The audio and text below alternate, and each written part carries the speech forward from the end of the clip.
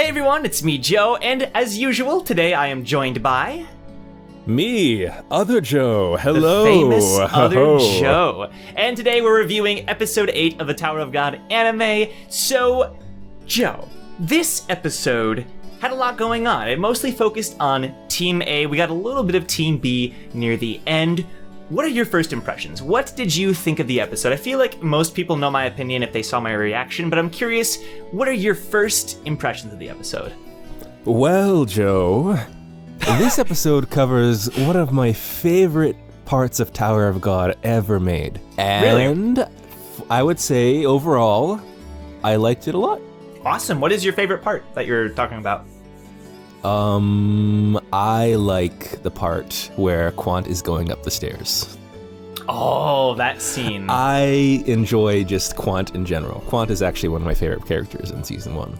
Yeah, and I thought they did a pretty good job of portraying Quant. There were some people last episode who were a bit concerned that he wasn't scary enough, threatening enough, that he kind of seemed like a goofy character, but I definitely feel like they got more of that across this time. He definitely seemed more serious with his anger, and he was much more intimidating. I liked the scene where he just, yeah, like you said, where he's rushing up the stairs, he takes out Team A. The scene where he's talking about how, like, oh, you know, you wonder how scouts survive in this thing. They're often outnumbered, and now... Right! We're even getting a little bit of, like, position lore and explanation, because he says, like, time for a lesson from Instructor Quant or whatever. No, he definitely comes off as much more intimidating. He, like, melts into the shadows with his Shinsu. And when he catches a knock, too, that moment, I'm sure, caught so many anime-onlys off guard, just that whole thing. So, I agree. I thought Quant was well handled this episode. He was pretty on point. Do you think he was aggressive enough, though, in the anime adaptation? I don't think he even needed to be too aggressive. He is quite aggressive in the webtoon. But I think it was almost kind of fun to see him, like, almost being a teacher-like more, you know? Mm-hmm. Yeah. Because he was basically giving lessons as he was, like, beating people up. Yeah, even with, like, Shibisu and it was cool. It was cool. It almost... It's similar enough to the webtoon that it's still the same Quant that we know, but I do feel like that slightly more mature side of him was brought out, and I kind of appreciated that. Even Ro was like, oh, thank God. Yeah. He's actually like, not going all out. Ro has been pretty. I feel like he's been pretty. Stalwart? No, it's not. He hasn't been very expressive too much. Yeah. Except when it comes to Quant. When it comes to Quant, he's like, oh my God, Quant is gonna kill them all. He gets angry at the stupidest stuff. We're gonna be scraping off people off the floor today. Yeah, this is not gonna go well. Blood will be spilled. It was so funny seeing his relief was so palpable that Quant was actually handling this fairly well. No, that was really cool. But overall, I think probably my favorite parts of this episode, just like you mentioned Quant going up the stairs, but just Team A in general, like seeing their sort of camaraderie and their teamwork as they're trying to help each other out, you know, whether it's warning them, here comes Quant, you know, or we couldn't hold him off, and even after the test is over, like seeing them all laugh together. That scene, I love that scene. You know, you see all these background characters who, they're telling Khun, like, hey, it's okay, your plan was great, and then Shibisu starts, like, kicking at Laro, and they're all just, like, laughing. And then you jump immediately to Team B, who is just arguing right from the get-go about who's gonna be the leader and how they're gonna do this. And you see the Spear Bears argue with Hots about, no, we should do our plan, and blah, blah, blah. And you see Ho acting weird, and it's like that contrast is so great. It also went into a lot of, like, Serena's talk is also one of the highlights of this test. Yo. I thought that was handled really, really well, too. I think it was... Yeah. It was the best we could have asked for, I would say, because I think so too. I think it was really well adapted. Yo, we couldn't. Yeah, just hold that part. We couldn't have asked. Part. It was like they went beyond like what we could have asked for, because in the original, it's like there's a few pictures. You see her huddling. You see a silhouette of a Ranker. You see a silhouette of Hedon. It's like 4 panels maybe, but it was actually like a whole scene, and I was actually kind of taken aback by. It's so weird because this show is so like goofy and chibi at times, and like it's like intense, but it's not like bloody. But then when there is bloody scenes, like their heads were like getting cut off and blood was spread. I was like, holy cow. Okay, all right, Tower of God. Way to amp it up. It is very chibi and it can be very fun, but it is also very intense and very bloody and it can get pretty dark. Yeah. The way that some deaths come about in future arcs and the way that some things happen, it's pretty intense. So I love that. And just Serena's speech in general, it kind of brought some emotions out of me. I thought it was so well done. But then going back to Team A really quick, I saw, so like I said, there's usually a few main complaints that people have per episode, whether they really take it seriously or not. Most people think every episode is good, but they always have a couple of small complaints. And this episode, I think the main thing I saw was that, or one of the main things, was that Shibisu's scene with Quant was very much cut down. So in the original, it's this whole thing where Shibisu is clutching at Quant's leg, and it's like a really funny scene. There's a lot of jokes that happen, and Quant's trying to get him off his leg, and First Emperor's charging up his fist, and Quant throws Shibisu into him before he can get it off, and it's this whole thing, and Quant's, it's really great. It was a big deal because, Khun needed 5 minutes, and Quant going up the stairs was way less than 5 minutes. I think it was a minute. So it was up to Shibisu to waste Quant's time, and he does it, but we don't really get to see too much of it because it just becomes like a flashback. Right. It becomes like a cut away. Oh, he's on the ground. He got KO'd. Yeah. And then flashback. And he clutched at his leg. And the one thing I'm glad they kept in the fact that Quant was like, why is he so determined? He's gonna pass anyway. Because that tells us, oh wow, so Shibisu is actually skilled enough to know that he passes automatically, but he's still that dedicated to his team. I think that says a lot about him. So that was kept in, but we didn't actually get to see it for ourselves, Hang on. Okay, off the record, maybe. Yeah. They never did the top seed thing in the anime, did they? They didn't. Right? Best seed, you're right. They did not. I didn't even think about that. Oh my gosh, I totally forgot about that. Yeah, they didn't, there was no, Shibisu didn't react to him being at the top. That is so true. In the original, for those of you who don't know, when they introduce the positions, there's one or two people who have best seed, and it's people who've done the best in that position so far. I think it was Khun and Rachel actually for Lightbearer, Shibisu for Scout. I can't remember the others. Anok and Dorsey for Fisherman. They didn't do that at all. Yeah, in the original, Shibisu completely flips out and being like, I'm number one? That's a really interesting point. I never thought about that. Yeah, it is. But it's cool though. I guess it wasn't really essential for the anime to do that. In fact, it might make it for a better payoff in the next few episodes. Who knows? I would like to talk about how well Khun's plan was done. I'd like to start from the very beginning of Khun's plan because I thought that was funny. Because it was let's just get Quant. Let's get him. Right. It doesn't work out. And Leroy's like, what a bad plan. I can't believe Khun came up with that. Yeah. And then Hansung was like, oh yes, it's a terrible plan. Yes, we'll see. Yeah. Mm-hmm. I like Leroy and Hansung Yu's interactions the whole time because Leroy Leroy is 2 steps ahead, but Hansung Yu is 5 steps ahead. Right. Yeah. Hansung seems to know everything that's going on before Leroy. Mm-hmm. And on top of that, we got, Leroy and Hansung plus Rak occasionally interjecting. I liked how Rak defended Khun and was like, don't underestimate the blue turtle. He has a plan. Actually. It was kind of nice seeing that. In the original, we get no Rak during this test whatsoever. Yeah. So it's cool. He has 0 presence at all. Yeah, he's not there for 20 chapters. And then Ghost is there too, eating candy bars. Dude, that was hilarious. I felt like it was so unnecessary, but that's kind of why it was. We needed some comedy, But even Rak is just I guess you just don't talk, huh? Dude, we made a joke about that last review, and they actually did it. Yeah. I thought that was hilarious. I was like, oh my gosh, that's so true. Look at that. It's almost like we get to watch the episodes ahead of time or something. Joe, you can't tell them that. I Now I gotta cut this out. Oh no! Oh my gosh. I'm sorry. Now they're gonna know I'm faking my reaction every time, and we haven't spent weeks preparing for these. You mean you record your reaction ahead of time? Because there's no way you can fake what you react, how your reaction to. I see so many comments being like, "You're such a bad liar," and like, "This is so fake," and I'm like, I could not fake this if I tried so hard. This is true. You should have seen him react to seeing me for the first time. Oh yeah, that was an experience. When I visited you. All of Khun's plan though, it's I like it a lot.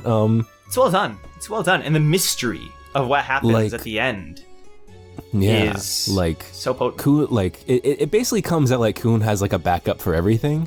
Right. But really it's just Khun's overarching plan to make it seem a certain way. It's like everything, it's like layers upon layers, yeah. The attack on Quant, of course it's a bad plan. Of course Khun knows that's a bad plan too, but he does it anyways. Just to bring some authenticity to like the whole midsection of the plan. Yes. Where it's just and a bunch trick of people. Quant into being overconfident. You think that he outsmarts Quant, but in reality he outsmarts everybody, including the audience, except for Han Sung-yu. Because friggin' except for Han Sung-yu. Han Sung-yu is, I cannot imagine how anime onlys are feeling after seeing Lauro and Khun do that to the team. They were probably so shocked. This is perhaps one of my favorite Khun moments. It's as a lot of comments were saying, this is the phrase "getting Khuned" was originated from here. This is where it all got started. You just got Khuned. And then the last thing I want to talk about for the non-spoiler section is the inclusion of Team B during Team A's test. So the conversation between Endorsi and Bomb, especially like about Rachel, I thought that was nice because we definitely did not get that from the original, and it also further solidifies like Bob and Endorsi's relationship because they haven't shown us as much of that as they did in the original. So I thought that was nice. Just Team B in general, like watching the test was kind of fun, which is it's in the original too, but like Bomb speaking up and being like, "Yes, Khun, you did it," and the whole team like looks at him, they're like, "Did you just say that?" The whole thing was kind of nice. I don't know. It was. It was very cool. heartwarming. This is the first time I'm gonna say this for you anime-only watchers, but I really do suggest that you go and read this arc now because it is very, very cool. Just seeing it. I mean, it's gonna be the same. I'm not gonna lie. What you saw on screen is basically what you're gonna read, but I think that this is the moment where I really, really, really loved Tower of God. This moment here. Yeah, this is where and Team B, like Team A's test was more of like a strategic fun thing, but Team B is like, I'm not gonna say much more, but it's gonna be crazy. We'll say more in the spoiler section. True, that's little true. Bit. Yes, and actually, I said that was the last thing, but the last thing I want to add on to that is they changed Ryan, like the guy who's sort of not in love with Endorsi, but like sort of trying to get on her good side. He's like this skinny dude now. Yeah, he's like this scrawny anime guy. Dude. Yeah. I'm like, who are you? I don't remember you from the original. So anyway, that's all. Now we're gonna get into spoiler territory. So anime only watchers, beware. You be careful now. Yeah. Watch out. You would hate to hear that. You'd hate to hear that, wouldn't you? That would be so horrible. Okay, there we go. So, there's not too much to talk about, I feel like, in spoiler territory. As usual, just a few things. Anything you want to add about Khun's plan, like, now that we're in spoiler territory? Like, now that we know everything that happens in the webtoon, do you have anything to say about that? Oh god. It's kind of convoluted. Like, it's a little confusing. It is kind of confusing, but yeah. I mean, this isn't really a spoiler because Khun does this basically just so like Team A. He likes the people. He likes a lot of people in Team A, but there's a good chance a lot of people on Team A won't pass. Right, but like there's a chance. But yeah, he wants to basically maximize make the chances of Bomb passing near better. Right, which makes Han Sung-yu's statement about Khun's real team. It's like, does he really care about all of them, or does he only care about Bomb? I think he cares about some of them. I think he does. And the thing is too, most of them, or at least maybe, well, I guess half of them, right, were on Team A, and the ones who were on Team A were pretty, like, they're guaranteed to pass. Like, he already knew that Shibisu was going to pass no matter what. He already knew that Laro was going to pass no matter what. So it's not like it really mattered. Too. Like, and the knock, So it's more a matter of people like Ho, people like Bomb, people like Serena, who need those points. Because they're less likely to pass. So I think it makes sense. He also set up the test in a way that everybody could prove themselves. And so, like Amigo Chars, for example, they got the Red Wings. Like, he was able to sort of prove himself even if they failed. He was the only one that kind of fought back decently against Quant, and I feel like that's a big reason as to why he ends up passing as a spear bearer. Even though like the advice he was given is just like, you should have a spear. Why are you down here? You're just gonna get yourself killed. Which is so funny because in season 2, he ends up just fighting with his hands, like against Bomb, Amigo Chars, and Bomb's like, oh yeah, he was a spear bearer, but he ends up being like a boxer. It's very strange how he ends up just leaving the spear behind. Regardless, it is really weird, actually. Well, now that I say that though, I do think that he does throw something during that time, and Shibisu sets up the coordinates and he chucks something really huge, but then he just has a fist fight with Bomb. So I guess he just likes fist fights. Regardless though, like the other part about Khun's plan though that wasn't revealed and won't be revealed for a little bit is that another reason that Khun was trying to or something that didn't show, I should say, is that Khun during this time was able to trick Quant into protecting Rachel during Team B's test by saying, oh, now that I made Team A fail, I forget exactly the exact words, but he pretended like he was trying to get rid of Rachel, right? By saying, I did what Ho asked, now Ho's gonna get rid of Rachel. And then Quant was like, oh, I'm not gonna let you have your way. So that's also a spoiler thing that they haven't shown yet, but another interesting part of Khun's plan. As always, there are layers upon layers. Yes, exactly. That is basically established on the in a part we haven't. When they're on the floor, they're on the rock bottom floor with Laro.